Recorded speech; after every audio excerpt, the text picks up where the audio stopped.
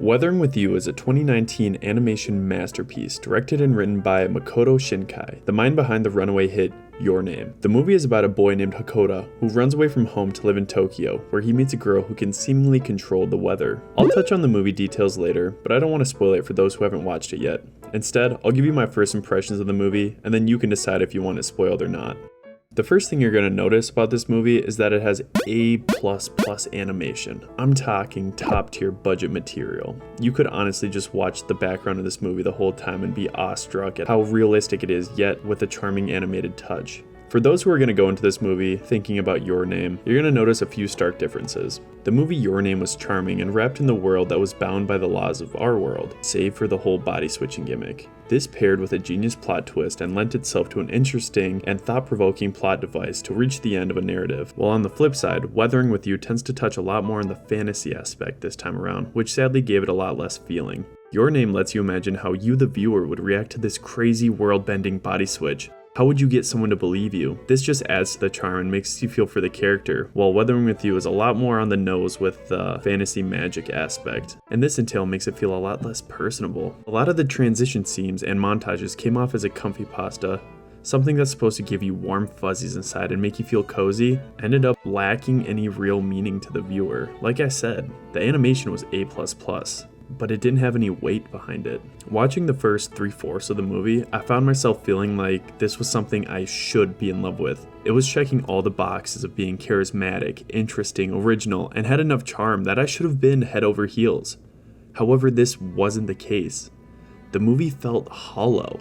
Some scenes just didn't make any sense, and later you found out that it was forcing a setup to a movie plot. The world Shinkai was trying to build was so big and grand that it did make you feel awestruck, but in the limited time frame of a movie, forfeited moments that would build up the characters, and this became a big problem, which I'm gonna touch on later. Overall, I give it a 7 out of 10.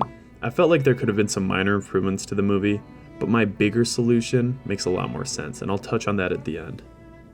So with that, let's jump into a deep explanation of the movie. Last warning, I'm really going to hit on every point of this movie. So if you think you might want to watch this or you don't want anything spoiled, exit off now. The first scene is that of a girl holding the hand of her dying mother in a hospital. Outside it's raining. There hasn't been a dry day in over 3 months. The girl looks outside to be surprised by a ray of sunshine beaming down on the top of a nearby building, a ray of hope. The girl makes her way to the rooftop where she claps her hands together and makes a prayer as she walks through a shrine. Suddenly, she is transported to the middle of the sky. Cut to our protagonist Hodaka, who is currently running away from home to Tokyo to start a new life. You see, it's never directly stated, but from the bandages on his face and his hatred for his home, it's assumed he's living in a pretty rough house. Hodaka makes his way to the deck of the ship to enjoy the nice weather outside as it briefly stopped raining. But as sudden as the rain stopped, it returns in a thick single sheet that slams down on the ship, almost dragging him off, were it not for a man named Kazuki Suga who grabs him. Hodaka repays the man by buying him a hot meal, but the man continues to mooch off him more by asking him to buy him a beer.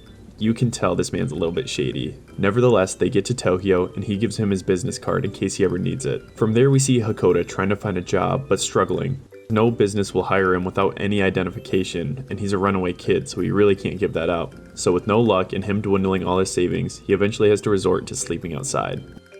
At this point, people are generally mean to him, and when he gets told to scram when he's sleeping in an alleyway in front of a nightclub, the man pushes him into a trash can, knocking over the trash, while Hodaka, being the nice guy he is, starts to pick up the trash, finds a suspicious looking package. He brings that to the nearest trademark McDonald's and uncovers that he just found a disposed of gun. Freaking out as anyone would, he laments on what he's gonna do with this when all of a sudden a girl brings over a trademark Big Mac for the boy to eat. And this is where the movie stopped and we get a little commercial for McDonald's where the boy eats the hamburger and it's all high budgeted animation and goes on about how it's just the best meal he's ever had. Yeah, I really hated this part. Conveniently, the movie transitions to Hodaka looking up Suga's business and tracking him down. This actually leads to a funny scene on the bus where there's this elementary school kid in the back saying bye to one of his girlfriends as she gets off and saying hi to another one as she gets on right behind the other girl. It's sort of random, but we'll touch back on this kid later. Anyways, Hodaka tracks down Suga's business and walks in only to be met by a 20-something girl named Natsumi. We find out that Suga's business is writing pieces for different also shady magazines. So Hakoda starts as an assistant helping write articles about urban legends. His first mission is to write about the Sunshine Girl, which leads him and Natsumi around the town talking to all sorts of different people. It's a nice cute little montage that's pretty wholesome and shows a lot of bonding moments. And it ends with Hakoda going back to the alleyway where he found the gun to visit a cat that he chilled with before. Walking by, he just so happens to see the trademark McDonald's girl getting harassed by the same man who pushed him over, trying to get her to be a club worker. Remembering how she helped him out with that trademark McWhopper, he wants to help her out, so he pulls her away from the men's grip and make a mad dash out of there. But the men catch up to him and they start ground pounding Hakoda. I want to note that this movie does not pull any punches, pun intended. You feel it when he gets hit with that A++ animation. But at this point, Hakoda reaches in his pocket as he remembers that he had a gun on him. Yeah, he kept it and he whips it out and points it on the man on top of him. He ends up shooting a shot, luckily missing the man, but stuns him long enough for Hakoda and the girl to book it out of there. The girl leads him back to the abandoned building that we saw at the beginning of the movie. They dry off and talk. We learn that the girl's name is Hina, and she's pissed. From her point of view, this random dude that she helped out this one time ambushes her and pulls out a gun on some guys.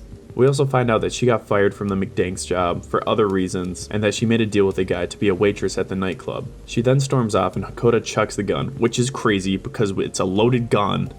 After a moment, Hina comes back, now with a softer tone. She thanks him, and we get a good bonding moment from the two. Hina makes a comment about how she's bummed that Hakoda can't see the beautiful weather in Tokyo, and this leads to her making a prayer on top of the building and making the sunshine come out. She's the Sunshine Girl. Flash to it raining again, but this time things are getting weird. We see another giant sheet drop like we did on the boat, as well as these little water fish popping up around town. And at this point in the movie, it's starting to sound really familiar. Anyways, we learn Suga has a daughter under the care of his fallen wife's mother. She won't let him see her for some unknown reasons, but she states it's because he's a bad influence. The caveat is that she only lets him see her when it's not raining, which is a fatal blow, because I mean it's always raining here. Well, at the same time Suga's talking to his mother-in-law, Hakoda visits Hina's place for a little date. We find out that she lives alone with her brother, who is the player from the bus before. You see, it's a cool little setup. We find out their mother passed away, but Hina's almost 18, so they're kind of coasting out Child Protective Services. Anyways, they decide to start a business using Hina's sunshine powers. The next day, they end up getting their first gig to clear a farmer's market, and much to everybody's disbelief, it works, and the requests start pouring in, pun intended. With this, Hakoda now works with Hina, clearing the rain, and we get another nice little montage of them going around town, filling orders, and stopping the rain for other people. Also, at this point, we find out the police are looking for Hakoda ever since he shot the gun. In the middle of this montage, they're at this old lady's house, when all of a sudden, who comes walking out but Taki? That's right. These worlds, Your Name and Weathering With You, are connected. We get a nice little scene of Taki talking to the main characters, as well as later on in the movie we get to see a brief glimpse of Mitsuha helping Hakoda buy a gift for Hina. I thought it was really cute to see them both in the movie. Well, while Hina and Hakoda are working on their side business, Suga and Natsumi are still trying to write the piece on the weather girl, and this leads them to talk to some old legend teller giving us some plot relevant information. The whole classic spiel about everything comes with a price. And at this point, this totally sounds like another movie I've seen before. Someone messing with the weather, it starts off nice, but eventually will have negative impact. Man, this is Cloudy with a Chance of Meatballs. The anime. Jokes aside, this is about to pick up fast. They go on clearing the weather, and their last request is from Suga. He wants to clear the weather so he can see his daughter. After that nice little date, Hina's walking home with Hakoda when she starts to feel weird. And boom, all of a sudden she just disappears into the sky. Well, she's fine for now. Later that night, the cops come to Hina's place looking for Hakoda. They've also brought Child Protective Services and tell Hina that they're gonna have to take her and her brother away for being minors living alone. After this, Suga also stops by Hakoda to tell him that the police came by accusing him of kidnapping Hakoda. Not wanting to jeopardize ever seeing his daughter again, he pays Hakoda out and tells him to go home. Instead of listening to Suga, he runs to Hina and her brother, and they make a plan to run away that night. Well, it just so happens that we start to see the negative impacts of Hina using her weather powers, as it's the worst storm in history happening in Tokyo. The trio run around trying to find a place to stay as the weather gets worse. The cops are chasing them now, and they end up catching Hakoda, but Hina freaking lightning bends a car, causing it to explode, stunning the cops. They use this to quickly slip away, and they end up finding a hotel to sleep at. That night, they celebrate Hina's birthday, which happens to be the next day. We get a nice little montage of the three of them having fun again, and Hakoda, Hina, and her brother are all happy for once. Later in the night, Hina wakes up Hodaka and shows him that her body's disappearing, but she reassures a freaking out Hodaka that she's cool with it because she got to make others happy. Come morning, Hina's gone, but the weather is perfect. Hakoda, now screaming to find Hina, is answered with police at the door. This time they finally catch him and take him and Hina's brother in too. Car ride to jail. We learn that Hina was actually only 15 years old, turning 16. This is the reason she got fired from McDonald's, and it makes it all the more scary that she was about to be working at a nightclub. Hakoda, now in custody, only cares about finding Hina. Luckily, he slips away. Again, this dude's gotta be made of butter. Natsumi, who got the phone call, was on her way to bail Hakoda out of jail, but ends up helping him outrun the police, where we get a nice little police chase as Hakoda makes his way to the shrine. Meanwhile, in the coolest scene in the movie, Hina's brother is getting visited by his numerous girlfriends. One of the girls there has to use the bathroom and asks the guard to walk her there. Giving them time, the other girl gives him her clothes as a disguise so he can slip out.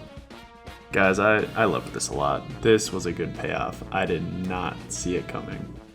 Back to Hakoda. Hakoda, now running on foot, makes it to the abandoned building, but is stopped by Suga in the main entrance, trying to snap some sense into him. Hakoda, being desperate to try to save Hina, finds the gun that he threw on the ground and now points it at Suga, the man who took him in when he had nothing. In a heartbreaking scene, Suga, shocked, asks what Hakoda is doing as he decries that he needs to save Hina. He needs to see her one more time. He owes it to her, as he pulls the gun up to the air and lets off a warning shot. Doing this alerts the nearby police who are looking for him, and they storm the building, giving us a nice little Mexican standoff. Hakoda makes a passionate speech about seeing Hina one last time, this time striking a chord with Suga about his dead wife. Hakoda drops the gun and tries to make a run for it, only to be caught by the main cop. Suga, in a bold attempt, rushes the cop, freeing Hakoda, but the other cop is still in his way. Right before the cop can grab him, Hina's brother tackles the man, distracting him, giving Hakoda the last chance he gets to slip away to make it to the top of the shrine. As he gets on the rooftop, he claps his hands together and makes a prayer as he walks through the shrine just as Hina did the first time. The moment he breaks the threshold, he's suddenly transported to the sky. He retrieves Hina, who is by what I can only imagine as being eaten by waterfish. He convinces her to live, and they fall through the sky as they embrace each other. The camera pans down to reveal that Hakoda and Hina are both laying at the foot of the shrine. The cops ultimately end up catching Hakoda, sending him home and putting him on probation till he finishes high school. From that day, the weather never stops raining. 3 years pass. Hakoda returns to a flooded Tokyo, where he is finally reunited with his old friends. And in the last scene, just like in Your Name, our two protagonists' eyes meet, and roll credits.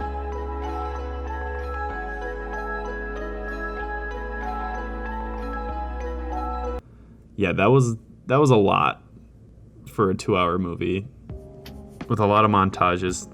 I enjoyed the movie, but it kind of made me tired keeping up with all of it. There were probably 2 glaring issues that pulled me out of the movie. The first being that McDonald's advertisement. I really don't like watching animated people eat, so it kind of freaked me out there, as well as the blatant in-your-face McDonald's just plastered all over the screen. Just kind of made me feel dirty. I hated it. The other part I didn't really like about this movie was just how in your face about the magic was. See, the thing I liked about Your Name was that the magic was so subtle that in a world that was completely realistic, akin to ours, this one little blip happened and you can't really explain it, but you can roll with it, and other people don't really believe you. But that just kind of adds to the charm. Whereas in this movie, people are literally watching her pray as the rain stops and the sun shines directly on her. Yet at the same time, at the end of the movie, people don't really acknowledge it. Like, it doesn't change the world at all, that people can literally change the weather. There's a scene at the end where Suga's talking to Hodaka 3 years in the future about how all the events was crap and that they had nothing to do with the weather. Now, you could make a fair argument that Suga understood that what was happening was completely crazy, but was trying to protect Hodaka to not make him feel like he flooded Tokyo City. I still don't understand how this did not impact the world. And that's what I don't really like about magic being so in your face. Either the whole world has to adopt it, or it has to remain a secret. The writing also suffers from trying to budget the time spent in the movie between 3 areas: the world building, the plot, and building up the characters. This is a big issue I had with Hina as a character. They wrote her in as this sort of manic pixie dream girl, which is kind of a trope in anime. From a narrative sense, this is obviously to get the viewer to like her right away, as well as bridging the gap in relationship between her and Hakoda. But her character goes nowhere with this. There's no character growth. While the trope works to easily get you to understand the character, it takes a hit connecting with her. And that's a real problem when the emotional climax in the movie hinges on her as a character. This might be a personal nitpick, but I think the writing also took a knock on Hodaka as a character as well. The times that I was supposed to feel for the guy were the times I actually kind of felt cringe for him. It felt like I was watching a young kid who falls in love with his first girlfriend and irrationally thinks that they have to be together forever. Which is dumb. It just makes me think of the first time I lost my girlfriend and how I thought my life was over. And if I could see that kid again, I would slap him. I don't want to watch a movie about this. So with the budgeting of time being a big glaring problem, this leads me to the solution I think I would have for this movie, which would for it to not be a movie at all. I think having it as a short series would actually help a lot. Like I said, the movie suffers from pacing. If you've ever watched Scott Pilgrim vs. the World, it also suffers from the same problem. In both movies, the viewers are expected to understand the deep relationships in under 2 hours, but it misses the ball. The movie had so many montages, and it's supposed to signify the passing of time, but we the viewers don't get to experience that time passage, thus failing for us to connect the dots between the characters on how their relationships have deepened over time. When I went back and actually read the Scott Pilgrim graphic novels, it took its time fleshing out the relationship between Scott and Ramona, and this is where it made sense for me why he fought so hard to keep her. In the movie, it feels like they're dating for 2 days, and he's just risking her life for this girl who he thinks is cute. They don't even know each other, but in the novels, they're dating for months, and we actually get to see them grow together. Clearly, Makoto Shinkai has built up an amazing world that parallels our own, and he wants to show it off, but fighting time hurts the overall appeal. And so the solution I want to see for this is I think he could make it easily into a 10-episode miniseries, giving him the time to show us more. I mean, we could explore Hakoda's home life, Suga's family, Hina's family, what happened when Hakoda went back home. You could build a lot more lore. Take your time to build up a lot of these key beats in the movie. We could really use more time spent with characters, building up their relationships. Even in the movie, I noticed that there were easy blocks of suspension that would be a lot higher in between episodes. One of the best things the movie did was showing Hina's brother having so many girlfriends. At first, it seemed so innocuous, but Shinkai wove that into the story, and you thought that it was a payoff. All these shortcomings would all be redeemed with this added time element. Heck, maybe they could even take the time and make McDonald's their special spot, and it wouldn't make me feel so gross about it. In fact, it would make it feel special. There's a few other things that kind of bugged me that I'll get into the nitpick. So I watched the English version because I had to buy it online, and I wanted to maybe watch it with my girlfriend because she doesn't like the subtitles. I know, tragic. But this movie suffers from localization. Something that really bugged me was that before they eat, instead of saying thank you for the meal as they do in Japan, they dubbed it over to say before they eat, which is so dumb. Who actually says that? This is just like in Pokemon when they try to say that this is a jelly donut. It's not. All this does is cause more confusion than clarity. Also, going back and actually writing out the plot of the movie made you really question how some of the things were related. Like, how did Suga know that he was going to be in this abandoned building? I mean, if it was on the news, wouldn't the cops be there before him? Also, how did Hina's brother know he was going to be there too? It's not like they talked about it. He was running. Other things like him just slipping out of the police. Why would the police let them stay in that house overnight? Wouldn't they just expect him to run? I mean, it all happened so fast that you don't really think about it. And overall, as another movie written by Makoto Shinkai, I'm excited to see how he finds his footing in the world of filmmaking. I hope to see him turn into something like the next Ghibli studios. But hey, those are just my opinions. What do you think? Leave a comment down below. Have you seen this movie yet? Are you still gonna watch it if you haven't? Let's talk about it. And if you're new here, hey, I'm new here too. Hit that subscribe button and let's grow together. As always, I'm Goopy. Don't forget to do something nice today. Peace. Just as suddenly the rain stops, sees a light return, breaking into the clouds of stormy weather. She chases the light to the top of a ground for a meal, but she sees a prey. He doesn't want to give flash to our story of his protagonist Makoto, so running away from home to Tokyo to start saving him. It's never directly stated, but from the bandages on his face and his hatred for his alleyway, it's assumed that he's generally a dick. The man basically the rain stops for a brief. Okay, we're gonna go back. We're gonna go way back.